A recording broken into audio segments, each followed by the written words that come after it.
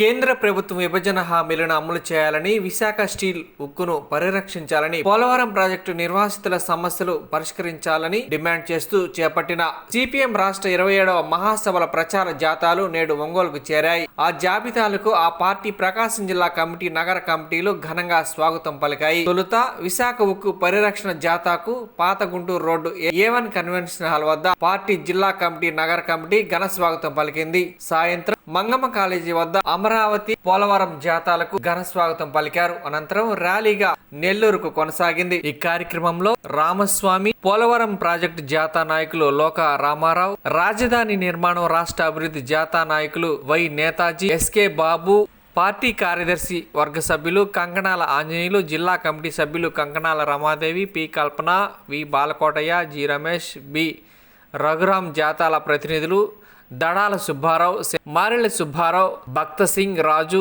ఏ లక్ష్మీనారాయణ మరియు మైకేబుల్ ఎండి కొండూరి విశ్వసేన్ తదితరులు పాల్గొన్నారు.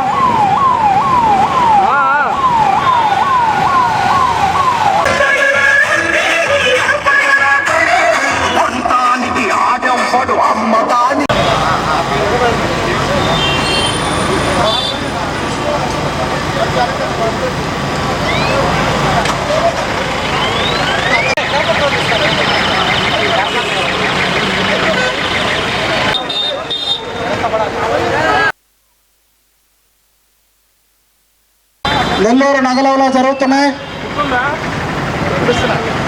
ఈ మహాసభల రాష్ట్ర వ్యాప్తంగా ప్రజలు ఎదుర్కొన్న 20,000 ఎకరాల ల్యాండ్ ఉంది విశాఖపట్నం స్టీల్ ప్లాంట్ అని చెప్తా ఉన్నారు.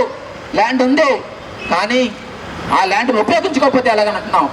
ఈరోజు విశాఖపట్నం స్టీల్ ప్లాంట్ శైలిలో కానీ కలిపితే 20 మిలియన్ టన్నులు విస్తరించడానికి అవకాశం ఉంది. ఆ స్టీల్ ప్లాంట్ నష్టాల్లో ఉన్నప్పుడు తీసుకెళ్లి శైలిలో కలిపేస్తే ఈరోజు ఆయన కొడుకు కుమారస్వామి గారు దానికి 250 మంది పనిచేస్తున్నటువంటి ఒక స్టీల్ ప్లాంట్ కి 15,000 కోట్లు ఇస్తే 20,000 కోట్ల రూపాయలు బొకరాకి ఇచ్చారు. అదే డబ్బులు కనుక విశాఖపట్నంలో పెడితే విస్తరణ చేస్తే సుమారు 40-50 వేల 5,000 కోట్ల రూపాయల లాభం తీసుకొచ్చి మేము ముందుంచుతామని చెప్పేసి మేము ఛాలెంజ్ చేస్తా ఉన్నాం. కానీ దాన్ని పట్టించుకున్న పరిస్థితి లేదు. ఎన్ని చెప్తున్నా ఆ ఒక్కటి అడగండి అంటున్నారు. ఏంటంటే మీరు ప్రైవేటీకరణ చేయాలని నిర్ణయించారు కదా, బ్యాంకులు నమ్మేస్తున్నారు కదా, పోర్టులు నమ్మేస్తున్నారు కదా. గంగవరం పోర్టు దగ్గర నుంచి బందర్ పోర్టు వరకు అన్నింటినీ కూడా ఆదానికి, నెల్లూరు పోర్టు కూడా ఆదాన్ని కట్టబెట్టేస్తున్నారు కదా. మరి ఆ నిర్ణయం మీ మారకుండా విశాఖపట్నం స్టీల్ ప్లాంట్ ఏ విధంగా ప్రాంతానికి సంబంధించినటువంటి పార్టీ సభ్యులు, సానుభూతి పరులు ఈ ప్రధానికానికి మరొకసారి విశాఖపట్నం పరిరక్షణ జాతా తరఫున మా యొక్క ధన్యవాదాలు తెలియజేసుకుంటున్నాం. మనం ఒక విషయాన్ని గమనించాలి. 2021 జనవరి 27న cabinet economic affairs committee Modi అధ్యక్షతను ప్రకటించింది. ఈ స్టీల్ ప్లాంట్ 100% చేస్తామని. ఏదైతే మోడీ అధ్యక్షతన క్యాబినెట్ కమిటీ ప్రకటించిందో ఆ రోజు నుంచి ఇలాంటి నేతలు సుందరయ్య మీ చురిసకు మహాలాల్ సలాములు లేదని ప్రజలను గెలిపినారంట. విశాఖ ఉక్కు ఆంధ్రుల హక్కు అని చెప్పి 32 మంది ప్రజల ప్రాణ త్యాగాలతో సాధించుకున్నటువంటి స్టీల్ ప్లాంట్ విభజన ఆంధ్రప్రదేశ్లో ఏకైక భారీ పరిశ్రమ విశాఖపట్నం స్టీల్ ప్లాంట్. అటువంటి స్టీల్ ప్లాంట్ని కేంద్ర ప్రభుత్వం 100% అమ్మాలని చెప్పి నిర్ణయించింది. ఆ నిర్ణయానికి వ్యతిరేకంగా గత 4 సంవత్సరాలుగా రాష్ట్ర ప్రజానీకం యొక్క సహకారంతో విశాఖపట్నంలో కార్మిక వర్గం పెద్ద ఎత్తున పోరాడుతూ ఉంది. ఈ పోరాటానికి దిగి వచ్చినటువంటి కేంద్ర ప్రభుత్వం ఈరోజు విశాఖపట్నం స్టీల్ ప్లాంట్కి 11,440 కోట్ల ప్యాకేజీ ప్రకటించడం జరిగింది. ఇది ప్రజా పోరాటాల విజయం కాదని మేము చెప్పడం లేదు. కానీ మేము కోరేది ఏంటంటే విశాఖపట్నం స్టీల్ ప్లాంట్ నిర్ణయం అమ్మాలనే యొక్క నిర్ణయాన్ని మీరు ఇంకా ఉపసంహరించుకోలేదు. విశాఖపట్నం స్టీల్ ప్లాంటే కాదు, ప్రభుత్వ రంగ పరిశ్రమలు అమ్మాలని చెప్పేటువంటి విధానం మీది. కాబట్టి ఈ ప్యాకేజీ ప్రకటించడం వల్ల ఉపయోగం ఉండదు. ఈ ప్యాకేజీతో పాటు విశాఖపట్నం స్టీల్ ప్లాంట్ అమ్మాలని చెప్పేసి మీరు తీసుకున్న నిర్ణయం ఏదైతే ఉందో ఆ నిర్ణయాన్ని పూర్తిగా రద్దు చేయాలని చెప్పేసి మేము కోరడం జరుగుతూ ఉంది. ఆ నిర్ణయాన్ని రద్దు చేసే వరకు మేము పోరాడతాం. విశాఖకు ఆంధ్రులకు పేరుతో రాష్ట్ర ప్రజానీకంతో ఏ విధంగా పోరాడి విశాఖపట్నం స్టీల్ ప్లాంట్ సాధించుకున్నారో అదే స్ఫూర్తితో మరో ఉద్యమం చేసి ఈ యొక్క విశాఖపట్నం స్టీల్ ప్లాంట్ రక్షించుకోవడానికి సిద్ధంగా ఉన్నారని ఈ విధంగా సిపిఎం పార్టీలు జరగబోయే మహాసభలో దీనికి పెద్ద ఎత్తున కార్యరూపం అన్నది చేయడం జరుగుతుంది. కాబట్టి ఈ కార్యరూపంలో రాష్ట్ర ప్రజానీకం అంతా పాల్గొని విశాఖ ఉక్కుని కాపాడుకునే విధంగా కృషి చేయాలని చెప్పేసి కోరుతా ఉన్నాం. సిపిఎం 27వ రాష్ట్ర మహాసభలు ఫిబ్రవరి 1, 2, 3 తేదీల్లో నెల్లూరులో జరుగుతున్నాయి. ఈ సందర్భంగా రాష్ట్రంలో వివిధ రకాలుగా జరుగుతున్నటువంటి పోరాటాలు జరుగుతున్నటువంటి ప్రాంతాల నుంచి జాతాలు వస్తున్నాయి. ముఖ్యంగా విశాఖపట్నం నుంచి 4 సంవత్సరాలకు పైగా ఒక చారిత్రాత్మక పోరాటం జరుగుతుంది. ఆ పోరాటానికి నాయకత్వం ఇస్తున్నటువంటి నాయకులు ఇక్కడికి వచ్చారు. వాళ్ళకి సిపిఎం ప్రకాశం జిల్లా కమిటీ స్వాగతం తెలియజేస్తూ రేపు నెల్లూరులో జరిగేటువంటి ఈ మహాసభల్లో భవిష్యత్తులో ప్రైవేటీకరణకు వ్యతిరేకంగా పెద్ద ఎత్తున పోరాటాలకు సిద్ధం చేసేందుకు నిర్ణయాలు తీసుకోబోతా ఉంది. ప్రజలందరూ ఈ మహాసభలకి సంపూర్ణమైనటువంటి మద్దతు తెలియజేయాలని చెప్పి కోరుతూ ఉన్నాం. ఇప్పుడు మన మిత్రులు చాలా విషయాలు చెప్పారు. ఒక ప్రాణ త్యాగాలతో కాదు, 16,500 మంది రైతులు 26,000 ఎకరాల భూమి ఈ ప్లాంట్కి త్యాగం చేశారు. వారికి ఈ రోజుకి కూడా సక్రమైన ఉపాధి లేదు. ఉపాధి లేక వాళ్ళ పరిస్థితి చాలా అన్యమగోచరంలో ఉన్నారు. వాళ్ళు ఇప్పటికీ కూడా వాళ్ళ ఉద్యోగాలు ఇవ్వకుండా ప్లాంట్ని ఎలా ప్రైవేట్ వాడికి అమ్ముతారనేది ఒక పక్క నుంచి రైతులు ఇప్పటికి కూడా పోరాటం చేస్తున్నారు. కాబట్టి ఈ మహాసభలో మొత్తం సమస్యలన్నిటినీ గనులు కావాలని, నిర్వాసితులకు ఉద్యోగాలు ఇవ్వాలని, ఏదైతే నీకు గనులు ఇవ్వడం చేత కాకపోతే ఈరోజు వరకు కూడా విశాఖపట్నం స్టీల్ ప్లాంట్కి సెయిల్లో కానీ విలీనం చేసినట్లయితే 200 సంవత్సరాల సరిపడగా గనులు ఉన్నాయి అక్కడ. సెయిల్లో. కాబట్టి ఆ సెయిల్లోనే సరే విలీనం చేయాలనేసి పార్టీ డిమాండ్ చేస్తుంది. ఇటువంటి సమస్యల మీద మహాసభ చర్చించి రాష్ట్ర ప్రజానీకాన్ని చైతన్యపరిచి పోరాటాన్ని ఉధృతం చేయడానికి సిద్ధంగా ఉంది. ఇది కామ్రేడ్స్. రేపు నెల్లూరుకు చేరుకోబోతున్నాయి. 28వ తేదీన బయలుదేరినటువంటి విశాఖ స్టీల్ ప్లాంట్ పరిరక్షణ జాత 28వ తేదీ బయలుదేరింది. ఈరోజు మన ఒంగోలు నగరానికి రావడం జరిగింది. ఈ జాతాలో వచ్చినటువంటి రాష్ట్ర నాయకులందరికీ పార్టీ ప్రకాశం జిల్లా కమిటీ తరఫున విప్లవాభినందనలు, రెస్టారెంట్లు తెలియజేస్తా ఉన్నాను. ఈరోజు కేంద్ర ప్రభుత్వం విశాఖ స్టీల్ ప్లాంట్ని 100% ప్రైవేటీకరణ చేస్తానని చెప్పేసి 2020 జనవరి 7వ తేదీన ప్రకటించింది. ఆ రోజు నుంచి ఈ రోజు వరకు 1450 రోజులు వీరోచితంగా రాష్ట్ర చరిత్రలో ఎన్నడూ లేనంత విధిగా పోరాటం చేస్తున్నటువంటి విశాఖ స్టీల్ ప్లాంట్ కార్మిక వర్గానికి సిపిఎం పార్టీ విప్లవ శేషాలు పలుకుతున్నది. ఆ పోరాటం నడుపుతున్నటువంటి నాయకులు ఈరోజు ఈ జాతాలో ఇక్కడ రావడం అనేది జరిగింది. కాబట్టి ఈ జాతాను ఉద్దేశించి ఈ జాతా రాష్ట్ర నాయకులు రామస్వామి గారిని మాట్లాడవలసిందిగా కోరుతున్నాను. విశాఖ జిల్లా పార్టీకి, ప్రజానీకానికి విశాఖ ఉక్కు పోరాట కమిటీ తరఫున ముందుగా ధన్యవాదాలు తెలియజేసుకుంటున్నాం. మిత్రులారా, ఈరోజు మేము ఎక్కడికి వెళ్ళినా అపూర్వ స్వాగతం పలుకుతా ఉన్నారు. విశాఖ ఉక్కు ఆంధ్రుల హక్కు అని చెప్పి నిర్ణయాన్ని, ఆ నినాదాన్ని తలుచుకొని ఉవ్వెత్తున తరలి వస్తూ ఉన్నారు. కానీ ఈరోజు ప్రభుత్వాలు ఏం చెప్తా ఉన్నాయి? ప్రజల్ని మభ్యపెట్టే విధంగా 11,000 కోట్లు ఇచ్చేసాం, స్టీల్ ప్లాంట్ లాభాల బాట పట్టించేస్తాం, భారతదేశంలో ఇంత ప్యాకేజ్ ఎప్పుడు ఇవ్వలేదని చెప్పేసి కబుర్లు చెప్తా ఉన్నారు. ఇది వాస్తవం అని చెప్పి అనేక చోట్ల ప్రజానీకు అడుగుతా ఉన్నారు. విద్యార్థులు, యువత స్టీల్ ప్లాంట్ ప్రైవేటైజ్ చేస్తే మా భవిష్యత్తు ఏంటని చెప్పి కొన్ని కాలేజీ నుంచి కూడా వచ్చి విద్యార్థులు మమ్మల్ని కలిసి అడుగుతూ ఉన్నారు. మేము చెప్తున్నది ఏంటంటే, విశాఖపట్నం స్టీల్ ప్లాంట్ అనేది ఆ రోజు ఉన్నటువంటి కాంగ్రెస్ ప్రభుత్వం విశాఖలో పెట్టం తరలించిపోతామంటే మెడికల్ కాలేజీ విద్యార్థులు మొట్టమొదటగా విశాఖకు ఆంధ్రులకు అని చెప్పి నినదించి పోరాటానికి ముందుకు దిగారు. ఆ పోరాటానికి మద్దతుగా ఆ రోజు శాసనసభ్యులు ఉన్నటువంటి కమ్యూనిస్టు శాసనసభ్యులు భరత మాత ముత్తుబిడ్డ సుందరయ్య గారి నాయకత్వంలో 55 మంది కమ్యూనిస్టు శాసనసభ్యులు తమ పదవులకు రాజీనామా చేసి విశాఖ ఉక్కు ఉద్యమానికి నాయకత్వం వహించారు. ఆ సందర్భంగా జరిగిన పోరాటంలో 32 మంది ప్రజలు ప్రాణాలు కోల్పోయారు. 16,000 మంది 64 గ్రామాల ప్రజలు సుమారు 20,000 ఎకరాల భూమిని ఈరోజు ఇచ్చారు విశాఖపట్నం స్టీల్ ప్లాంట్కి. వీళ్ళ యొక్క పోరాట త్యాగాలు ఫలితం ఏంటని చెప్పి మీరు అడుగుతున్నాం. విశాఖ స్టీల్ ప్లాంట్ అమ్మాలని చెప్పేసి బీజేపీ ప్రభుత్వం నిర్ణయించింది. ఆ నిర్ణయానికి వ్యతిరేకంగా 4 సంవత్సరాలుగా మేము పోరాడుతూ ఉన్నాం. రాష్ట్రంలో ప్రజానీకం అంతా మా వెనకాల ఉండి భుజం తట్టి పదండి, మీకు విశాఖ ఉక్కును కాపాడుకోవడం మా బాధ్యత, ఇది ఒక్క స్టీల్ ప్లాంట్ కార్మికుల సమస్య కాదు, ఇది రాష్ట్ర ప్రజానీకం యొక్క సమస్య అని చెప్పి మా ముందు నిలబడింది. దానికి మేము అభినందనలు తెలియజేస్తూనే ఈరోజు చెప్తా ఉన్నాం, విశాఖ స్టీల్ ప్లాంట్ని అమ్మాలని చెప్పి కేంద్రం నిర్ణయించిన తర్వాత అసెంబ్లీలో తీర్మానం చేశారు. ఏమని తీర్మానం చేశారు? విశాఖపట్నం స్టీల్ ప్లాంట్ అమ్మే నిర్ణయాన్ని కేంద్ర ప్రభుత్వం ఉపసంహరించుకోవాలని. కానీ ఈరోజు జరుగుతుంది ఏంటి? ప్యాకేజీ ఇచ్చేసా స్టీల్ ప్లాంట్ ఆపేస్తామని చెప్పి చెప్తా ఉన్నారు. ఈ ప్యాకేజీ వల్ల ఉపయోగం లేదు. ప్యాకేజీ సాధించినందుకు ధన్యవాదాలు. 11,000 కోట్ల ప్యాకేజీ ఇచ్చారు. కానీ విశాఖపట్నం స్టీల్ ప్లాంట్ అమ్మాలని చెప్పి కేంద్ర ప్రభుత్వం నిర్ణయించిన నాటికి 986 కోట్ల రూపాయల లాభాల్లో ఉంది. మరి మీరు అమ్మాలని నిర్ణయించిన తర్వాత ఈ 3 సంవత్సరాల్లోనే సుమారు 11,000 కోట్ల రూపాయల నష్టాలకు నెట్టి ఆ నష్టాలని పూడ్చడం కోసం, బ్యాంక్ అప్పులు తీర్చడం కోసం 11,000 కోట్లు ఇచ్చి ఈ రోజున మమ్మల్ని మోసం చేసేది, దగా చేయాలని చెప్పేసి అంటే ఏ విధంగా సాధ్యమని మేము చెప్తా ఉన్నాం. ఒక్క పైసా కూడా జీతాలకు చెల్లించకూడదట. వాళ్ళు ఇచ్చిన ప్యాకేజీల్లో జీతాలకే ఇప్పటికే 4 నెలలుగా కార్మికుల జీతాలు లేవు. నిన్న వచ్చినటువంటి మంత్రి గారు, స్టీల్ మంత్రి గారు విశాఖపట్నంలో చెప్తా ఉన్నారు, ఇంకో 3 నెలలు ఓపిక పట్టిన జీతాలకు అని చెప్పి అంటున్నారు. ప్రజల యొక్క పన్నులతో కట్టినటువంటి జీతాలు వీళ్ళు మాత్రం నెలలో తీసుకుంటున్నారు.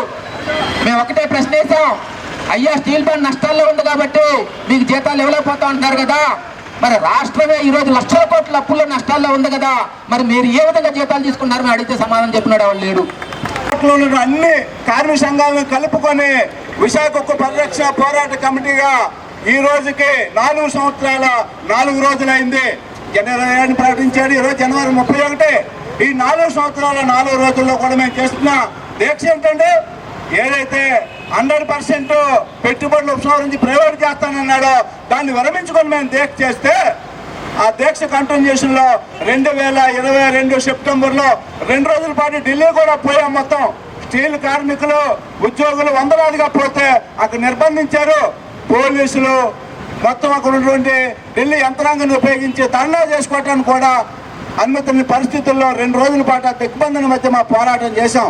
ఆ పోరాటం తర్వాత ఇప్పటికీ ఇందాక ఒక విషయం చెప్పారు రామస్వామి గారు, ఓ తీర్మానం చేసింది జగన్మోహన్ ప్రభుత్వం నుండి అసెంబ్లీలో. ఏం తీర్మానం చేశారండి? విశాఖ ఉక్కు చార్జింగ్ సెల్ని ఉపయోగించుకోండి అని చెప్పి తీర్మానం చేసి కేంద్రాన్ని పంపించిన రోజున తెలుగుదేశం పార్టీ ప్రధాన ప్రతిపక్షం ఆ తీర్మానాన్ని ఏకగ్రీవంగా చేశారు. తీర్మానం చేసి చేతులు దులుపుకున్నారు. అంటే ఆ రోజు చేసిన తీర్మానంలో ఈ రోజునటువంటి ఎన్డీఏ ప్రభుత్వం ఏదైతే పవన్ కళ్యాణ్ లేదంటే చంద్రబాబు నాయుడు బీజేపీ యొక్క డబుల్ ఇంజిన్ సర్కారు ఆ రోజున ప్రధాన ప్రతిపక్షం తీర్మానానికి ఏదో పట్టించుకొని బాధ్యతలకు లేదా? ఇదే అంశాన్ని గత శాసన మండలి సమావేశంలో మన యొక్క ప్రజల పక్షాన పోరాడే యోధులు, మన యొక్క పీడీఎఫ్ ఎమ్మెల్సీలు ఇతర పక్షాలను కలుపుకొని శాసనసభలో చర్చ పెడితే శాసన మండలిలో ఆ రోజున మహామహులు పవన్ కళ్యాణ్ గారు మాట్లాడారు, ఈ రాష్ట్ర మంత్రి మాజీ తెలుగు అచ్చెన్నాయుడు గారు మాట్లాడారు. నోరేసుకుని అందరూ పడిపోయారు. ఏం పడిపోయారండి? ఈ విశాఖపట్నం స్టీల్ ప్లాంట్ ప్రైవేట్ దగ్గర కాదు, కానివ్వు అని చెప్పారు. కానివ్వన్న వాళ్ళు ఈరోజు ప్యాకేజీ ప్రకటించారు. సంతోషం. మేము పరిరక్షణ పోరాట కమిటీగా ప్యాకేజీ గొప్పదని చెప్పకపోయినా స్వాగతించాం. కానీ మాకంటే కింద స్థాయినటువంటి ప్రజలు, ఉద్యోగులు, మేధావులు అందరూ అనలైజ్ చేశారు. ఈ ప్యాకేజ్ అనేది స్టీల్ ప్లాంట్ని బాగు చేయడానికి కాదు, ఈ ప్లాంట్ ముంచడానికే ప్రకటించాడు. ఎందుకు దీన్ని అర్థం చెప్తున్నాం అంటే, ఏదైతే 3 ఏళ్లలో ఈ ప్లాంట్ పరిశ్రమ ఉత్పత్తి కుంటుపడేటట్టు, ఈ ప్లాంట్ రా మెటీరియల్ ఇవ్వకుండా, ఈ ప్లాంట్ రైల్వే రేఖలు కేటాయించకుండా, ఈ పక్కన గంగవరం పోర్టులో అదానికి అప్పచెప్పి సమ్మె చేయించి 3,000 కోట్ల రూపాయలు ఈ ప్లాంట్ నష్టం వచ్చేట్టు చేశారు. తర్వాత యువ మంత్రి, మన ఆంధ్ర నుంచి సహాయ మంత్రి అందరూ అక్కడ పోయి ఆ ప్యాకేజీ గొప్పదని చెప్తున్నారు. కాబట్టి ఈ సందర్భంగా మేము చెప్పదలుచుకుంది ఏంటంటే, మరోసారి విశాఖ ఉక్కు ఆంధ్రలోకి ఏ రకంగా అయితే ఉమ్మడి ఆంధ్రప్రదేశ్లో 23 జిల్లాలో పోరాటం చేశారో అటువంటి పోరాటాన్ని మళ్ళీ ఉభయ తెలుగు రాష్ట్రాలు కలుపుకొని మహిళలు అందరికీ స్టీల్ ప్లాంట్ పోరాట కమిటీ తరఫున స్టీల్ ప్లాంట్ మనం చూస్తూ ఉన్నాం. ఈ రాష్ట్రంలో చంద్రబాబు నాయుడు గారికి అపూర్వ మెజారిటీ అనేది రాష్ట్ర ప్రధానికం ఇచ్చారు. విశాఖపట్నం గాజువాకలో కూడా ఎమ్మెల్యే గారికి 95,000 ఓట్లు మెజారిటీ ఇచ్చారు. ఎందుకోసమనంటే ఈ స్టీల్ ప్లాంట్ని కాపాడతారని చెప్పేసి. ఇదే కాదు, ఈరోజు కేంద్రంలో బీజేపీ సర్కారు తెలుగుదేశం పార్టీ మీద ఆధారపడి బీజేపీ పార్టీ కేంద్రంలో నడుపుతూ ఉన్నది. ఇది మనందరికీ తెలిసిన విషయమే. మరి ఇటువంటి కీలక స్థానంలో ఉన్నటువంటి చంద్రబాబు నాయుడు గారు మన రాష్ట్రం అభివృద్ధి పట్ల ఎందుకని ఆసక్తి చూపటం లేదు అనేది మనం అర్థం చేసుకోవాల్సిన అవసరం అనేది ఉంది. ఇక్కడ టీడీపీ అలాగే బీహార్లో నితీష్ కుమార్, ఈ 2 పార్టీల మీదే ఆధారపడి ఈరోజు కేంద్రంలో బీజేపీ పార్టీ నడుస్తూ ఉన్నది. 59,000 కోట్ల రూపాయల ప్యాకేజీని బిజు జనతాదళ్ నితీష్ కుమార్ గారు అక్కడ పట్టుకెళ్ళారు. మరి రాష్ట్రానికి నువ్వేం తెచ్చావా? ఈ రాష్ట్రంలో అతి కీలకమైనటువంటి పరిశ్రమ, భారీ పరిశ్రమ విశాఖ ఉక్కును కూడా మీరు ఎందుకు కాపాడలేకపోతున్నారని చెప్పేసి మనం అడుగుతా ఉన్నాం. ఇదే కాదు, ఈరోజు రాష్ట్రంలో మన దావోస్ వెళ్ళారు. మీరందరూ రండి మా రాష్ట్రంలో పెట్టుబడులు పెట్టండి అని. మీరు ఎక్కడికి వెళ్ళక్కర్లేదు. మీ చేతిలో ఆయుధం ఉంది. ఓ మంచి మెజార్టీ ఇచ్చారు రాష్ట్ర ప్రధానికం. మీ మీద ఆధారపడి నిలబడుతుంది బీజేపీ గవర్నమెంట్. మీరు కనుక మా రాష్ట్రానికి ప్రత్యేక హోదా ఇవ్వకపోతే మీ ప్రభుత్వాన్ని విత్డ్రా చేసుకుంటామని చెప్పేసి ఒక్క మొక్క చెప్పండి. మీ రాష్ట్రానికి ప్రత్యేక హోదా వస్తుంది, పెట్టుబడులు అవే దాని అవే వస్తాయని చెప్పేసి సిపిఎం పార్టీకి మేము చెప్తా ఉన్నాం. ఆ పని నువ్వు చేయలేకపోతున్నావు. పోలవరం ప్రాజెక్టు అలాగే విశాఖ రైల్వే జోన్ మొన్న శంకుస్థాపన చేసి అది ఎప్పుడు పూర్తవుతుందో తెలియదు. అలాగే భారీ పరిశ్రమ స్టీల్ ప్లాంట్ 1,00,000 కుటుంబాలు ఆధారపడి ఈరోజు బతుకుతూ ఉన్నాయి. దాన్ని కావాలని చెప్పేసి దాన్ని పీక నిలిమేసి ఈరోజు దాని నష్టాలు పాలు చేసే పని చేస్తూ ఉంటే వీళ్ళు చూస్తూ ఊరుకుంటున్నారు తప్ప వ్యతిరేకంగా గొంతెత్తి మాట్లాడలేదు. దీనికి కారణం అంతకుముందు వైఎస్ జగన్మోహన్ రెడ్డి మాట్లాడలేదు, ఇప్పుడు కూటమి ప్రభుత్వం కూడా మాట్లాడటం లేదు. దీనికి కారణం ఏంటంటే వాళ్ళకు ఉండే లొసుగులు వాళ్ళకు ఉన్నాయి. చంద్రబాబు నాయుడు గారు ఎన్నికల ముందు 56 రోజులు జైల్లో ఉన్నారు. మీ స్వార్థం కోసం రాష్ట్రాన్ని ఈరోజు తాకట్టు పెడతా ఉన్నారు. దీన్ని సిపిఎం పార్టీ చూస్తూ ఊరుకోదని చెప్పేసి ఈ సందర్భంగా తెలియజేస్తూ రానున్న రోజుల్లో సిపిఎం 27వ రాష్ట్ర మహాసభలు రేపు ఎల్లుండి 3వ తేదీ నెల్లూరులో జరగనున్నాయి. ఈ సందర్భంగా రాష్ట్ర వ్యాప్తంగా వివిధ పోరాటాలు జరుగుతున్నటువంటి ప్రాంతాల నుంచి జాతాలు వస్తున్నాయి. ఈరోజు ఒక చారిత్రాత్మకమైనటువంటి పోరాటం జరుగుతున్నటువంటి విశాఖ ఉక్కు పరిరక్షణ కమిటీ ఆధ్వర్యంలో ఈరోజు ఇక్కడికి రావడం జరిగింది. ఆ పోరాటానికి సారథ్యం వహిస్తున్నటువంటి నాయకులకి విప్లవ జేజేలు పలుకుతున్నాం. విశాఖ ఉక్కు పరిరక్షణ అనేటువంటిది అది కేవలం విశాఖపట్టణానికి సంబంధించింది కాదు, అది ఆంధ్రుల హక్కు. ఆ రోజు ప్రకాశం జిల్లాలో, ఆ రోజు ఉమ్మడి గుంటూరు జిల్లాలో ఒంగోలు ఉన్నది. రాజీనామా చేసినటువంటి వాళ్ళల్లో కామ్రేడ్ మాదాల నారాయణ స్వామి గారు ఒంగోలు పార్లమెంటు సభ్యులు, కామ్రేడ్ తవనం చెంచయ్య గారు సంతనూతలపాడు శాసనసభ్యులు, కామ్రేడ్ సోదరిగుంట చెంగయ్య గారు అమ్మలబోలు శాసనసభ్యులు. ఇలా రోజు ఇప్పుడున్నటువంటి ప్రకాశం జిల్లాలో ప్రాంతం దాదాపుగా కమ్యూనిస్టు ఎమ్మెల్యేలు ఎంపీలు ఉన్నారు. వాళ్ళంతా రాజీనామా చేసి ఆ రోజు పోరాటానికి సంఘీభావం తెలియజేయడమే కాదు, ఆ పోరాటాల్లో ప్రత్యక్షంగా పాల్గొన్నారు. ఈరోజు కూడా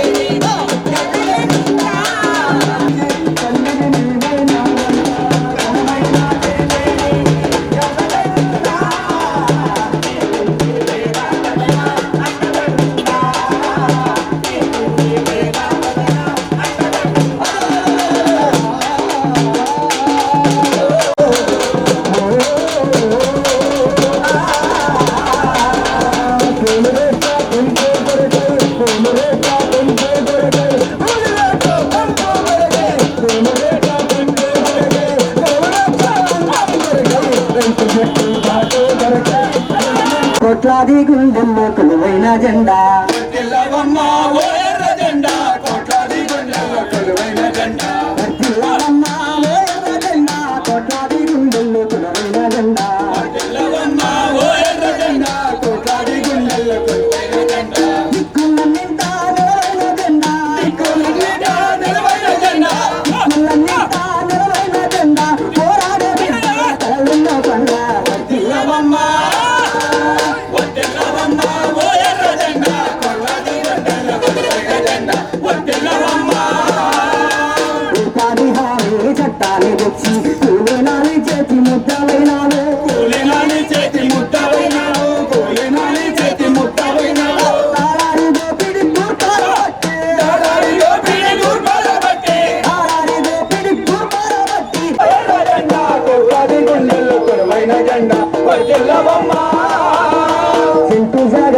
పేద జట్టున గట్టి భూపోరాటాల సైరాలైనావు.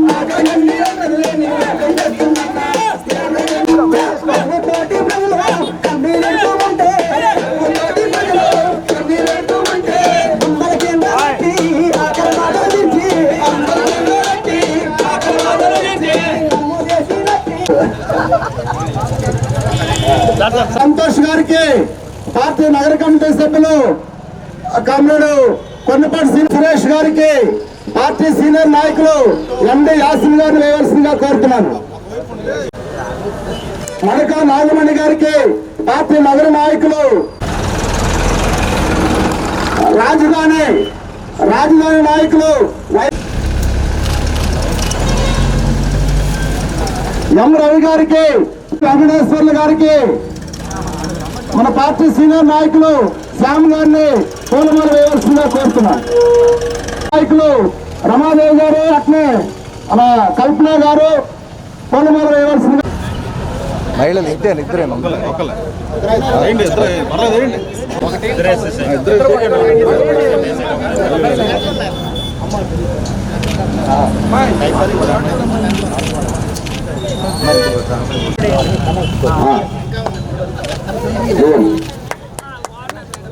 జయప్రదం జయ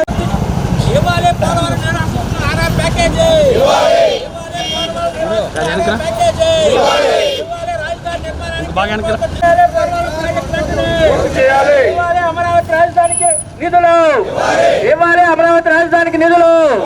జయప్రదం చేయండి పార్టీ రాష్ట్ర మహాసభలు.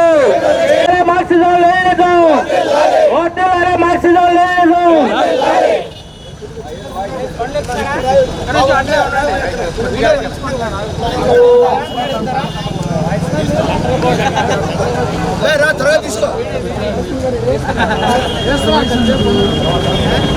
నా పేరు దడాల సుబ్బారావు, సిపిఎం పార్టీ రాష్ట్ర కమిటీ సభ్యులు. 29వ తేదీన పోలవరం ముంపు బాధితులకు పూర్తిగా నష్టపరిహారం చెల్లించిన తర్వాతనే ప్రాజెక్టు పనులు చేపట్టాలని 2013 భూ సేకరణ చట్టం ప్రకారంగా నష్టపరిహారం అందించి ప్రాజెక్టు ప్రారంభించినప్పుడు ఎవరైతే మైనర్గా ఉన్నారో ఆ బిడ్డలు ఈరోజు మేజర్గా ఎదిగారు. కాబట్టి వాళ్ళకు కూడా ఒక ప్యాకేజీ చొప్పున ఇవ్వాలని సిపిఎం పార్టీ డిమాండ్ చేస్తుంది. అంతేకాదు 2013 చట్ట ప్రకారంగా వ్యవసాయ కార్మికులకి, చేతి వృత్తిదారులకు కూడా రాష్ట్ర ప్రభుత్వం ప్యాకేజ్ ఇవ్వాలి. కానీ దుర్మార్గం ఏంటంటే రాజశేఖర రెడ్డి టైంలో కానీ, చంద్రబాబు టైంలో కానీ, జగన్ టైంలో కానీ ఇవి ఏమీ కూడా పట్టించుకోలేదు.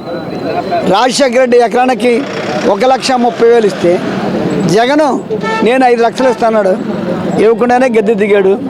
చంద్రబాబు వాళ్ళిద్దరికన్నా ఎక్కువ ఇస్తాడు, ఎంత ఇస్తాడో చెప్పడం లేదు. కానీ దుర్మార్గం ఏంటంటే ఈ ప్రాజెక్టు విభజన చట్టంలో కేంద్ర ప్రభుత్వం నిర్మించాల్సిన ప్రాజెక్ట్ ఇది. కానీ చంద్రబాబు నాయుడు కాసులకు కక్కుతుబడి మోడీ దగ్గర నుండి ఈ ప్రాజెక్టుని తీసుకుని ప్రాజెక్టు కట్టడంలో ఆలస్యం జరుగుతుంది. మోడీ పదే ఒక మాట అని కూడా వచ్చి మన రాష్ట్రానికి ఏమని, పోలవరం ప్రాజెక్టు చంద్రబాబుకి ఏటీఎంగా పనిచేస్తుంది అని చెప్పాడు. చీమ చిట్టుకుమన్నాడు కూడా చంద్రబాబు పౌరుషం లేదు. అటువంటిది ఈరోజు దురదృష్టం ఏంటంటే మోడీ, చంద్రబాబు, పవన్ కళ్యాణ్ వీళ్ళంతా కూటమిగా ఏర్పడి మనకు తీవ్ర అన్యాయం చేస్తున్నారు. మేము మొదటి నుంచి చెప్తున్నాం, ఒక పోలవరమే కాదు, బీజేపీతో ఎవరైతే పొత్తులో ఉన్నారో ఆ పార్టీలు ధృతరాష్ట్ర కౌగుల్లో ఉన్నట్టే బీజేపీ ఆ పార్టీలు చీల్చేసి అది లాభపడుతుందని మేము ఎప్పటి నుంచో సిపిఎం పార్టీగా చెప్తున్నాం. ఏక్నాథ్ సిండేలు కూడా మన రాష్ట్రంలో తయారవుతారు. అప్పుడు కానీ వీళ్ళకి బుద్ధి రాదు.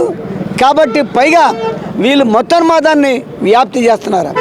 నిజం చెప్పాలంటే పోలవరం ప్రాంతంలో కానీ ఆ 4 మండలాల్లోనూ, అట్లాగే రంపచోడవరం డివిజన్ 7 మండలాల్లోనూ కూడా మామూలు మన దేవుళ్ళు ఉండరు. అక్కడ పండుగలు కూడా ఏది పంటల ఆధారంగా పండుగలు ఉంటాయి.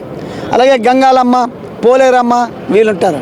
ఇప్పుడు బీజేపీ ఏం చేస్తుందంటే పోలవరంలో ప్రజలను ఏ విధంగా ముంచేస్తున్నారో గంగాలమ్మని, పోలేరమ్మను కూడా పోలవరంలో ముంచేసి రాముణ్ణి, కృష్ణుని తీసుకొచ్చి భజన చేస్తున్నారు. ఆ విధంగా సంస్కృతిని కూడా బీజేపీ మార్చేసి హిందూ సంస్కృతిని విస్తరింప చేస్తున్నారు. అంచేత మన రాష్ట్రంలో కొత్త ప్రమాదం ఇది వచ్చి పడుతుంది. కాబట్టి పోలవరం ముంపు బాధితులకి నష్టపరిహారం ఇచ్చిన తర్వాతనే ప్రాజెక్టు కట్టాలని చెప్పి మేము చెప్తున్నాం. అన్ని చోట్ల కూడా ఒక్క గిరిజనులే కాదు, గిరిజనేతలు మామూలుగా దళితులు, బీసీలు అందరూ కూడా ఈ డిమాండ్కి మద్దతు ఇస్తూ ఏదైనా సరే గిరిజనులకి పోలవరం ప్యాకేజీ సాధించే వరకు మేము కూడా ఉంటామని చెప్తున్నారు. రేపటి నుంచి 1, 2, 3 రోజుల పాటు నెల్లూరులో జరిగే రాష్ట్ర మహాసభలో ఈ పోలవరం ప్రాజెక్టు మీద ఒక తీర్మానం చేయబోతున్నాం. అనంతరం కూడా ఒక కార్యాచరణ ప్రకటిస్తాం. ఆ కార్యాచరణలో పోలవరం నిర్వాసుల తరపున ఎవరైతే నిలబడతారో వాళ్ళందరినీ కూడా కలుపుకొని ఈ ఉద్యమాన్ని చేపడతామని చెప్పి తెలియజేస్తూ ఇంతటితో విరమిస్తున్నా. మహాసభ టు మహాసభ 2021 డిసెంబర్ 26, 27, 28 తాడేపల్లిలో 26వ సిపిఎం రాష్ట్ర మహాసభలు జరిగినాయి. తర్వాత ఈరోజు 27వ రాష్ట్ర మహాసభలు నెల్లూరులో జరగబోతా ఉన్నాయి. ఫిబ్రవరి 1, 2, 3 అక్కడ తాడేపల్లిలో నిన్న ఈ జాతా ప్రారంభమైంది. రాజధాని ఈ సిపిఎం పార్టీగా కోరుతూ ఉంది, రాజధాని నిర్మాణాన్ని వెంటనే చేపట్టాలి. ఎందుకు మేము డిమాండ్ చేస్తూ ఉన్నామంటే పురపాలక శాఖ మంత్రులు చెప్తా ఉన్నారు, నారాయణ గారు, ఇదిగో డిసెంబర్లో రాజధాని పనులు ప్రారంభిస్తున్నామని చెప్తా ఉన్నారు. అయిపోయింది. మరలా జనవరిలో ప్రారంభించబోతున్నామని చెప్పారు మొన్న ఈ మధ్యన. ఇప్పుడేం చెబుతున్నారంటే ఫిబ్రవరిలో ప్రారంభించబోతున్నామని చెప్తా ఉన్నారు. ఇప్పటివరకు రాజధానిలో ఎటువంటి పనులు ప్రారంభించలేదు. కంప పెరిగితే దాన్ని తొలగించి పక్కన పెట్టారు. ఎటువంటి అభివృద్ధి పనులు ప్రారంభించాల. ఈ అభివృద్ధి పనులకి ప్రపంచ బ్యాంకు నుంచి, అడ్కో నుంచి అప్పు తీసుకొచ్చి రాజధాని నిర్మాణం చేస్తూ ఉంటా ఉన్నారు. దాని ద్వారా అప్పులు తీర్చే దానికోసం రాజధాని ప్రజల మీద పన్నులు వేస్తూ ఉంటా ఉన్నారు. అంతకుముందు చంద్రబాబు నాయుడు గారు ప్రకటించారు, అది పీపుల్స్ క్యాపిటల్గా ఉంచుతామని చెప్పారు. ప్రజా రాజధానిగా ఉండాలంటే ప్రపంచ బ్యాంకు నుంచో, అడ్కో నుంచో రుణం తీసుకొచ్చి పెట్టడం కాదు, కేంద్రం నుంచి నిధులు రాబట్టాలని చెప్పి సిపిఎం కోరుతా ఉంది. మోడీ చెప్పాడు అక్కడ శంకుస్థాపన చేసేటప్పుడు, ఢిల్లీని తలదిన్నే రాజధాని ఇక్కడ ఏర్పాటు చేస్తానని చెప్పాడు. అప్పుడు 10.5 సంవత్సరాలు అవుతుంది ఆయన మాట చెప్పి. అప్పుడు 1500 కోట్లు మాత్రమే కేవలం, అది కూడా గుంటూరు నగరం, విజయవాడ నగరం కలిపి అమరావతి 3 ప్రాంతాల అభివృద్ధికి అని చెప్పి 1500 కోట్లు కేటాయించారు. అది తప్పితే తర్వాత 8 బడ్జెట్లు జరిగినాయి. ఈ 8 బడ్జెట్లు, కేంద్ర బడ్జెట్లో ₹1 కూడా రాజధానికి కేటాయించలేదు. ఇవాళ కేంద్ర బడ్జెట్ సమావేశాలు ప్రారంభమైనాయి. రేపు బడ్జెట్ పెట్టబోతా ఉన్నారు. మేము డిమాండ్ చేస్తూ ఉంది సిపిఎంగా, ఆ బడ్జెట్లో 10,000 కోట్ల రూపాయలు రాజధాని నిర్మాణానికి నిధులు కేటాయించాలి. ఈ 1 సంవత్సరమే కాదు, ఈ 5 సంవత్సరాలు వరుసగా ప్రతి సంవత్సరం 10,000 చొప్పున 50,000 కోట్లు కేంద్ర బడ్జెట్లో కేటాయించాలని చెప్పి, ఆ విధంగా ఈ ప్రభుత్వం మీద, ఈ రాష్ట్ర కూటమి ప్రభుత్వం మీద ఆధారపడిన కేంద్రాన్ని చంద్రబాబు నాయుడు అడగాలని చెప్పి మేము డిమాండ్ చేస్తూ ఉన్నాం. ఈరోజు రాజధాని నిర్మాణ విషయంలో ఆలస్యం జరుగుతూ ఉంది. ఇది సరైనది కాదు. నిధులు కేంద్రం నుంచి రాబట్టడంలో ప్రభుత్వం విఫలమవుతూ ఉంది. ఇది నిధులు సాధించుకోవాలని చెప్తా ఉన్నాం. అయితే రాజధానిలో చంద్రబాబు నాయుడు గారు హామీ ఇచ్చారు, అక్కడ ప్రజలు అన్ని సమస్యలు పరిష్కరిస్తామని. ఆ ప్రభుత్వం ఏమైతే హామీలు ఇచ్చిందో అవన్నీ రాజధాని ప్రజలకు అమలు చేయాలని చెప్పి మేము సిపిఎం డిమాండ్ చేస్తూ ఉన్నాం. ఈరోజు అక్కడ భూములు ప్రభుత్వం స్వాధీనం చేసుకున్న తర్వాత అక్కడ స్థానికులకి, పేదలకి, కార్మికులకి, కూలీలకి పని పోయింది, పని దినాలే, ఉపాధి లేదు, ఇబ్బందులు పడుతూ ఉన్నారు, వలసలు వస్తూ ఉన్నారు. అందుకని రేపు నిర్మాణ పనులు ప్రారంభమైతే స్థానికులకే అక్కడ ప్రాధాన్యత కల్పించాలి, వాళ్ళని భాగస్వాములు చేయాలని చెప్పి సిపిఎం కోరుతూ ఉంది. అందుకని ఇప్పుడు చంద్రబాబు నాయుడు ఏమైతే చెప్పాడో ప్రజా రాజధానిగా కొనసాగించాలి తప్ప షరతులతో కూడిన ప్రపంచ బ్యాంకు వాళ్ళలో సరెండర్ అయ్యే విధంగా రాజధాని ఉండకూడదనేది రాష్ట్ర ప్రజలు కోరుకుంటా ఉన్నారు. అదేవిధంగా రాజధాని ప్రజలు కోరుకుంటా ఉన్నారు. అక్కడ కేంద్రీకరణ మొత్తం 29 గ్రామాల్లో పెడితే కుదరదు. రాజధాని వరకే కాదు, మొత్తం వికేంద్రీకరణ చేయాలా, రాష్ట్రంలో వెనకబడిన జిల్లాలని అభివృద్ధి చేయాలా, రాష్ట్రంలో వెనకబడిన ప్రాంతాలని ప్రాజెక్టులు తీసుకురావాలా అనే డిమాండ్తో ఈ రాష్ట్ర రాజధాని నుంచి ప్రారంభమైన యాత్ర నిన్నంతా రాజధానిలో పర్యటించి రేపు నెల్లూరు, ఈ రాత్రికి నెల్లూరు చేరుకుంటుంది. ఆ మహాసభలో తీర్మానాలు చేస్తాం, రాజధాని మీద తీర్మానం చేస్తాం. ఆ తీర్మానాన్ని ఈ ప్రభుత్వం ముందు ప్రవేశపెడతాం. ప్రభుత్వం దాని మీద సరిగా చేయకపోతే మాత్రం జనాన్ని ఆందోళనలోకి తీసుకెళ్తాం. రోడ్డు మీదకి మళ్ళీ ఎర్ర జెండాలు తీసుకొని వస్తామని చెప్పి ఈ సందర్భంగా హెచ్చరిస్తాం.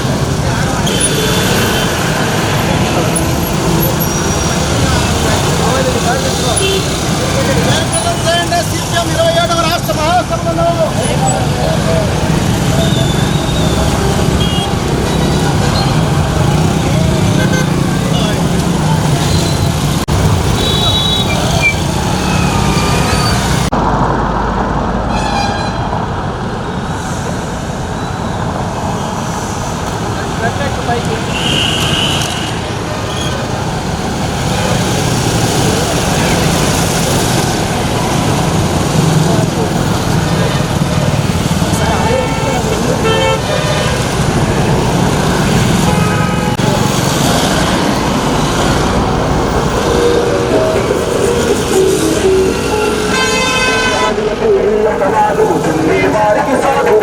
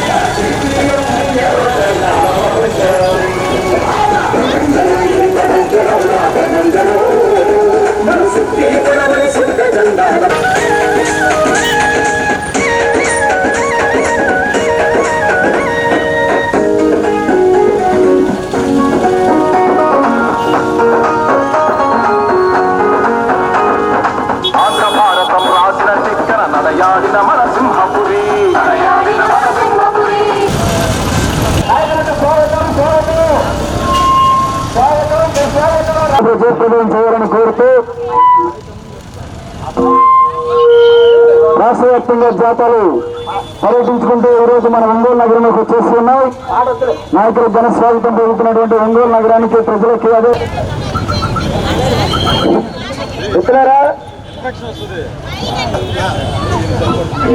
సోదరులారా, సిపిఎం పార్టీ 27వ రాష్ట్ర మహాసభలో నెల్లూరులో నిర్వాసితుల సమస్యల పరిష్కారం చేయాలా, ఆంధ్ర రాష్ట్రాన్ని అభివృద్ధి చేయాలని కోరుతూ జాతర, రెండోది రాజధాని నిర్మాణాన్ని సమగ్రమైన చట్టం చేయాలా, రాజధాని సమస్యలను పరిష్కారం చేయాలా కోరుతూ 2 జాతరలు ఇక్కడికి రావడం జరిగింది. ఈ రాష్ట్ర మహాసభల సందర్భంగా ప్రచారాన్ని నిర్వహిస్తూ జాతరలు వచ్చి ఈ సందర్భంగా మనం ఇక్కడ చిన్న సభ జరుపుకోబోతున్నాం. ఈ సభకి సిపిఎం నగర కార్యదర్శి శేఖర్ శ్రీనివాసరావు గారిని అధ్యక్షత వహించినట్టు వాళ్ళందరూ కూడా మాట్లాడతారు. అధ్యక్షత వహించి నడమని కోరుతున్నాం.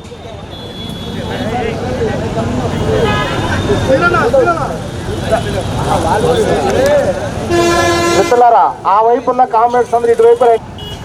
రాష్ట్ర వ్యాప్తంగా ప్రజలు ఎదుర్కొన్నటువంటి ప్రధానమైన సమస్యల మీద 5 ప్రాంతాల నుంచి రాష్ట్ర జాతరలు బయలుదేరినాయి. అందులో భాగంగా ఈరోజు ఒంగోలు నగరానికి ఉదయం మరో 2 జాతరలు ఇప్పుడు మన ఒంగోలు నగరానికి రావడం జరిగింది. పోలవరం ప్రాజెక్టు పూర్తి చేయాలని, పోలవరం ప్రాజెక్టు నిర్వాసితులకి ఆర్ఆర్ ప్యాకేజీ ద్వారా నిధులు ఇవ్వాలని చెప్పేసి కోరుతూ పోలవరం నుంచి ఈ యాత్ర జరుగుతూ ఉంది. ఈ యాత్రను ఉద్దేశించి ఈ జాతరలు ఎందుకు నడుస్తున్నాయో ఇప్పుడే చెప్పి ఉన్నారు. సిపిఎం రాష్ట్ర మహాసభలు నెల్లూరులో జరుగుతుంటే రాష్ట్ర వ్యాప్తంగా ప్రధానమైనటువంటి డిమాండ్స్ని తీసుకొని ఈరోజు జాతరలోని కూడా రేపు మహాసభల ప్రాంగణంలో చేరబోతూ ఉన్నాయి. అందులో భాగంగానే పోలవరం నిర్వాసితుల జాతర 29వ తేదీ కూనవరం మండలం బొజ్జిరాయగూడలో ప్రారంభించినటువంటి జాతర ఈరోజు ఒంగోలు పట్టణానికి చేరుకుంది. పోలవరం ప్రాజెక్టు మీ అందరూ కూడా తెలుసు, దేశంలోనే అతి పెద్ద ప్రాజెక్టు కడతా ఉన్నాం. ఆ ప్రాజెక్టుని జాతీయ ప్రాజెక్టుగా గుర్తించాం. ఈ దేశానికి అంకితం చేస్తున్నామని చెప్పి గొప్పలు చెప్తా ఉన్నారు. చాలా సంతోషం. పోలవరం ప్రాజెక్టు కడుతున్నప్పుడు పోలవరం ప్రాజెక్టులో ములుగుతున్నటువంటి నిర్వాసితులు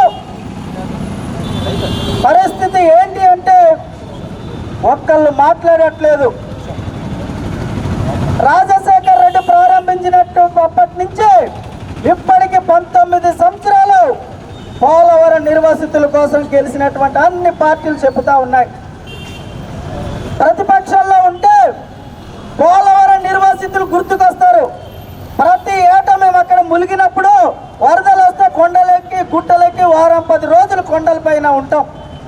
అప్పుడు ప్రతిపక్షంలో ఉన్నటువంటి పార్టీలు అన్నీ కూడా వచ్చి మేము మా అందరూ కూడా కలిసి మీ కష్టాలు మా ప్రభుత్వం అంతా తీరుస్తానని చెబుతాయి. గతంలో తెలుగుదేశం చెప్పింది, అధికారంలోకి వచ్చింది, నిర్వాసితులకు మరిసింది. జగన్ వచ్చారు, నిర్వాసితులకు అండగా ఉంటానన్నారు.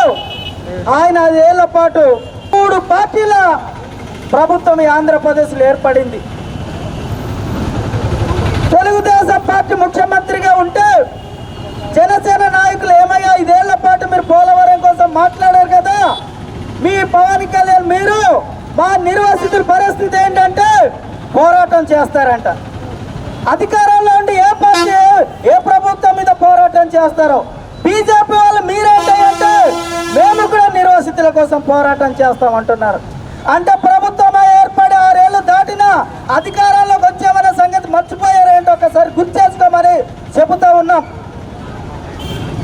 ఎంతకి పోలవరం ప్రాజెక్టు కోసం మాట్లాడుతున్నారు కానీ అక్కడ ములుగుతున్నటువంటి లక్షలాది మంది ఆదివాసులు నిర్వాసితులు అవుతుంటే నిర్వాసితులకి ఇల్లుకి ఇల్లు కట్టించి భూమికి భూమి ఇచ్చి ఏదైతే R&R ప్యాకేజ్ ఉందో ప్యాకేజ్ ఇచ్చేయండి అయ్యా, మా బతుకులు మేము బతుకుతాము, ప్రతి ఏటా మేము ఇక్కడ ఈ గంగలో ములగలేకపోతున్నామంటే వాటి కోసం మాత్రం మాట్లాడారు. కేంద్రం ఏం చెబుతుంది? నిర్వాసితుల బాధ్యత మాది కాదని చెబుతుంది. రాష్ట్రమేమో బాధ్యత తీసుకుంటుందంటే మాట్లాడదు. ఇట్లాగా ప్రతి ఏటా కూడా మేము ములుగుతూ ఉన్నాం. మీ అందరికీ తెలుసు విజయవాడ నగరం గత వరదల్లో మునిగితే విజయవాడ నగరం మునిగితే ఎంత గగ్గోలు పెట్టాం రాష్ట్ర వ్యాప్తంగా.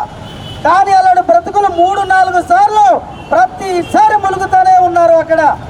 కానీ ఆదివాసులు ఎక్కడ కొండల్లో గుట్టల్లో ఉంటారు కాబట్టి వాళ్ళ బాధలు ఎవరు బయటికి తీసుకురారు కాబట్టి ఆ విషయాలు ఈ రాష్ట్రంలో ఉన్నటువంటి ప్రజానీకానికి తెలియట్లేదు. అందుకే మేము చెబుతున్నాం. ఇంకో విషయం ఏంటంటే కనీసం పునర్వాసం కల్పించడానికి ఎలాంటి చోట కడతా ఉన్నారంటే వీళ్ళు ఇంకో చోట పునర్వాసం కల్పించేటువంటి ఈ కాలనీ కడుతున్న అక్కడ కూడా 22 వరదలు వచ్చాయి. ఒక వరదలుగా 22 వరదల కాలనీ మునిగితే ప్రాజెక్ట్ కట్టిన తర్వాత అక్కడ ఉంటుందా అని అడుగుతా ఉన్నాం. ఏలూరు జిల్లాలో బంగారపాప ప్రాజెక్ట్ అంటే త్వరలో కట్టబోతున్నానని చెబుతా ఉన్నారు. ఏదైతే బంగారపాప ప్రాజెక్ట్ కడుతున్నారో అక్కడ వెళ్ళి ఈ కాలనీ తీసుకెళ్ళి అంటే ఆ ప్రాజెక్ట్ కడితే మళ్ళీ ఈ కాలనీ కూడా ములుగుతాయి. అంటే నిజంగా ఇంజనీర్లకి ఇది పోలవరం ప్రాజెక్ట్ మీద అవగాహన ఉంది, చేస్తున్నారో అవగాహన లేకుండా చేస్తున్నారో తెలియట్లా. ఒక్క కూనవరం మండలంలో నేను చెప్పా బొజ్జిరాయిగూడెంలో ప్రారంభించామని. కూనవరం మండలంలో బొజ్జిరాయిగూడెం ఒక్కటే ఒక గ్రామం ములుగుతుందని ప్రభుత్వ లెక్కల్లో ఉంది. వరదలు వస్తే 60 గ్రామాలు ములుగుతూ ఉన్నాయి. మరి ప్రాజెక్టు కడితే మండలం అంతా ములుగుతుంది. ప్రభుత్వ లెక్కలు ఒక్కటే. ఇటువంటి లెక్కలతో ఈరోజు ప్రభుత్వం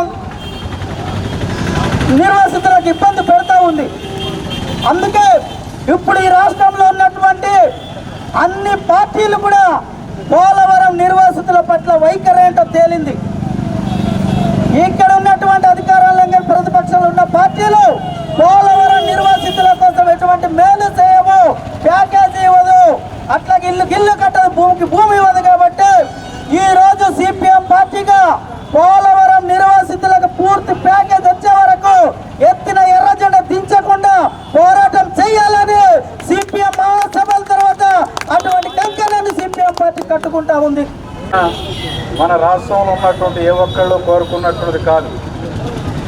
తెలుగు వాళ్ళంతా ఒక్క మాట మీద ఉండాలని, ఒకే రాష్ట్రం ఉండాలని చెప్పేసి త్యాగం చేసి మనం సాధించుకున్నటువంటి రాష్ట్రం ఆంధ్రప్రదేశ్ రాష్ట్రం.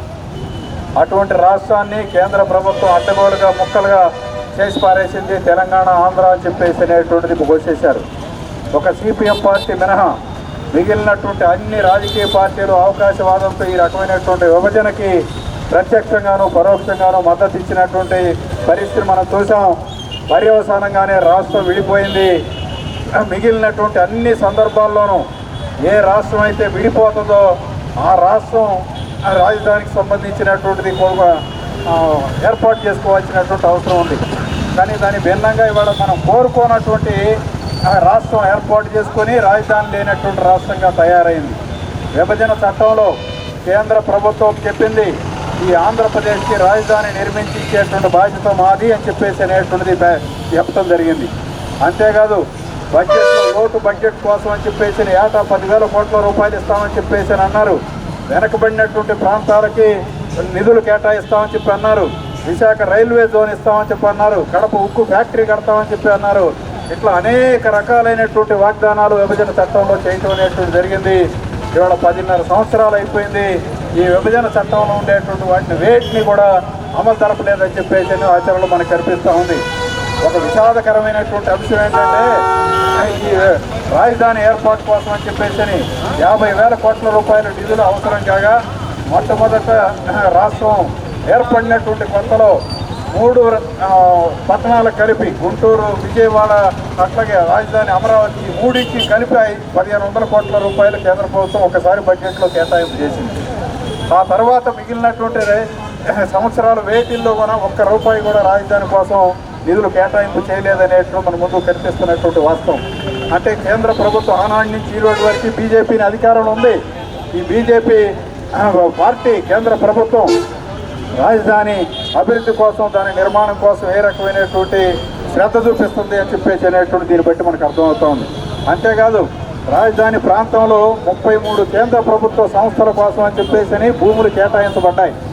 మరి ఈ 33 సంస్థలకు సంబంధించినటువంటి భవనాలు నిర్మాణం పూర్తి చేసినా ఆయా ప్రాంతాల్లో ఈ పాటికి ఎంతో కొంత అభివృద్ధి ప్రారంభమై ఉండేది. ఒక్క ఆఫీసు కూడా ఒక్క ఇటకు కూడా వేయలేదు ఈ 11 సంవత్సరాల కాలంలో. అంటే బీజేపీ ప్రభుత్వం నిజంగా రాజధాని నిర్మాణం కోసం తన ప్రయత్నం చేస్తుందా లేదా అనేటువంటిది మనకు కనిపిస్తున్నటువంటిది. ఓ పక్కేమో రాజధాని రైతులు పోరాటం చేస్తుంటే మేము మీకు అండగా నిలబడతామని బీజేపీ వాళ్ళు రాజధాని రైతుల చుట్టూ తిరుగుతూ ఉంటారు. రెండో పక్క అదే బీజేపీ నాయకత్వం ఉండేటువంటి కేంద్ర ప్రభుత్వం రాజధాని ఎక్కడ ఉండాలనేటువంటిది రాష్ట్రం వాళ్ళు ఇష్టం వచ్చిన చోట పెట్టుకుంటారని చెప్పేసి కోర్టులో అఫిడవిట్ దాఖలు చేస్తారు. ఆ రకంగా అవకాశవాదంతో వ్యవహరించడం వల్ల గత 5 సంవత్సరాల కాలంలో రాజధాని సంబంధించినటువంటి నిర్మాణాలు కానీ, రాజధాని ప్రాంత అభివృద్ధి కానీ మొత్తం రాష్ట్రంలో జరగాల్సినటువంటి అభివృద్ధి కుంటుపడిపోయి డైవర్ట్ అయినటువంటిది మనం చూస్తూ ఉన్నాం. ఇవాళ కూటమి ప్రభుత్వం మళ్ళీ తిరిగి అధికారంలోకి వచ్చిందని చెప్పి అంటే రాజధాని మళ్ళీ తిరిగి నిర్మిస్తారని చెప్పేసి అనుకుంటున్నాం. కానీ జరిగింది ఏమిటి? రాజధానికి నిధులు కేటాయించాలి అని చెప్పేసి చట్టంలో ఉంటే రాజధానికి ప్రపంచ బ్యాంకు నుంచి అప్పులు ఇప్పిస్తామని చెప్పేసి అనేటువంటిది కేంద్ర ప్రభుత్వం బడ్జెట్లో చెప్తా ఉంది. అంటే దాని అర్థం ఏంటి? చంద్రబాబు నాయుడు గారు మీరు మొన్న మధ్య ప్రకటన చూసి ఉంటారు. రాష్ట్ర ఆర్థిక పరిస్థితి ప్రమాదకరమైనటువంటి స్థాయిలో ఉంది. మొత్తం అన్ని రాష్ట్రాల్లోకెల్లా దిగువ నుంచి 2వ రాష్ట్రంలో ఉంది. అంత ప్రమాదకరమైనటువంటి అప్పుల్లో కూరుకుపోయింది రాష్ట్రం అని చెప్పేసి అంటున్నాడు. మరి రాష్ట్ర అభివృద్ధి కోసమని, రాజధాని అభివృద్ధి కోసం అని చెప్పేసి అనేటువంటి నిధులు కూడా అప్పులు చేస్తే ఈ డబ్బుల వల్ల మరింత అప్పుల పాలు కావా అని చెప్పేసి అనేటువంటి మనం ప్రశ్నించుకోవాల్సినటువంటి అవసరం ఉంది. దానికి ఆయన ఏం సమాధానం చెప్తున్నాడు? రాజధాని ప్రాంతంలో వచ్చేటువంటి ఆదాయంతో ఈ అప్పులు తీరుస్తామని చెప్పేసి అంటున్నాడు. ఆదాయం ఎక్కడి నుంచి వస్తుంది? ప్రజల మీద భారాలు వేస్తే వస్తుంది, అదనంగా పన్నులు వేస్తే వస్తుంది. అంటే దాని అర్థం ఏంటి? అంటే రానున్న కాలంలో ఈ రాజధాని ప్రాంతంలో నివసించేటువంటి వాళ్ళందరి మీద రాజధాని నిర్మాణం కోసం అని చెప్పేసి అదనంగా పన్నులు వేస్తాం అని చెప్పేసి డైరెక్ట్గా చెప్తున్నాడు. నివాసం ఉండేటువంటి వాళ్ళ కోసమే కాదు, ఉద్యమిస్తున్నటువంటి నాయకులు అమరావతి నిజమైనటువంటి ప్రజల రాజధాని కావాలని అలుపెరగని పోరాటం చేస్తున్నటువంటి రాజధాని నాయకులు, వాళ్ళకి ప్రకాశం జిల్లా కమిటీ తరఫున విప్లవాభినందనలు తెలియజేస్తున్నాం. రేపు ఎల్లుండి 3వ తేదీ నెల్లూరులో సిపిఎం మహాసభలు జరగబోతా ఉన్నాయి. ఈ మహాసభల్లో ఈరోజు ఈ రాష్ట్ర ప్రజానీకం ఎదుర్కొంటున్నటువంటి అనేక సమస్యలు చర్చించబోతా ఉన్నారు. ఇవాళ కూటమి ప్రభుత్వం ఉంది. 3వసారి మోడీ అధికారంలోకి వచ్చాడు. 3వసారి అధికారంలోకి వచ్చిన తర్వాత ఈరోజు దేశంలో ఉండేటువంటి సమస్యలు పట్టించుకోకపోగా విజన్ పార్టీ సభల పేరుతోటి కార్పొరేట్లకి దేశాన్ని అప్పగించేటువంటి ఒక ప్రయత్నం జరుగుతూ ఉంది. అందుకే ప్రజలు ఈరోజు ప్రతిఘటిస్తుంటే దాన్ని ఒక నిరంకుశమైన పద్ధతిలో అణిచివేసేందుకు చట్టాలన్నింటినీ మారుస్తూ ఉన్నారు. ఆంధ్ర రాష్ట్రంలో ఒక గొప్ప అవకాశం వచ్చింది తెలుగుదేశానికి. ఎందుకంటే కేంద్రంలో ఉత్తర భారతదేశంలో బీజేపీని ప్రజలు ఓడించారు. తెలుగుదేశం జేడీయూ మద్దతుతోటి ఈరోజు ప్రభుత్వం నడుస్తూ ఉంది.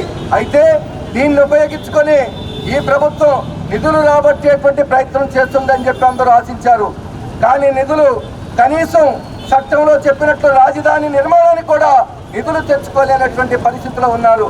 అంతేకాదు ఇవాళ కేంద్రం ఏది చెప్తే దానికి మోకరిల్లి ముందుగానే నేను అమలు చేస్తానని చెప్పి అంతకుముందు జగన్ ప్రభుత్వం ఏం చేసిందో ఇప్పుడు కూడా వీళ్ళు అదే చేస్తూ ఉన్నారు. అంటే సామాన్యుల పరిస్థితి పట్టించుకునేటువంటి పరిస్థితి లేదు. అందుకే ఈరోజు ఉత్తరాంధ్ర, రాయలసీమ, వెనుకబడిన ప్రకాశం జిల్లా, అమరావతి, పోలవరం, ఉక్కు కర్మాగారం ఇలాంటి అనేక సమస్యల మీద చర్చించబోతా ఉన్నారు. ఇవాళ ప్రజల గొంతుక ఈరోజు ఎర్ర జెండా సిపిఎం అక్కడ మహాసభల్లో చర్చించబోతా ఉంది. అందుకే రానున్నటువంటి కాలంలో ఎవరైతే ప్రజలు ఉద్యమిస్తారో వాళ్ళు మాత్రమే వాళ్ళ కోరికలు సాధించుకోగలుగుతారు. అందుకే సిపిఎం చర్చించి ప్రజలు ఏ విధంగా వాళ్ళ హక్కులు సాధించుకోవాలో విషయాలను చర్చించబోతా ఉన్నారు. అందుకని సిపిఎం మహాసభల్ని మీరందరూ జయప్రదం చేయాలని, రానున్నటువంటి కాలంలో సిపిఎం వామపక్షాలు ప్రజాతంత్ర పోరాటాలకి మీరందరూ అండగా ఉండాలని చెప్పి మీ అందరికీ విజ్ఞప్తి చేస్తూ